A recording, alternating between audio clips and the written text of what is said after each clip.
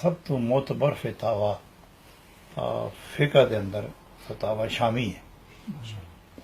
فتاوا شامی نے لکھا ہے کہ جڑا آدمی عند الشہادتین دونوں انگوٹھے چوم کے اکھاں نہ لاوے تے اس تے دو اہم فائدے. پہلا فائدہ یہ ہے، تیرہ فائدے.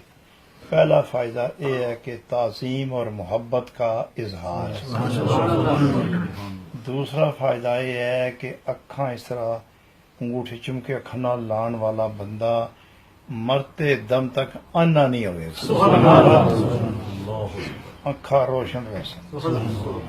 تیسرا فائدہ سید کائنات علیہ السلام نے فرمایا کہ قیامت والے دن اے عمل کرنے والا آدمی میرے نال جنت جائے.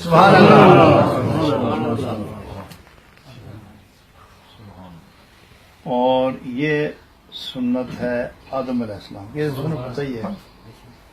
اور یہ جو دو شہادت انگلیاں ہیں ان کو یوں چوم کے آنکھوں پر لگانا اذان دے دوران، یہ سنت ہے جناب صدیق اکبر رضی اللہ.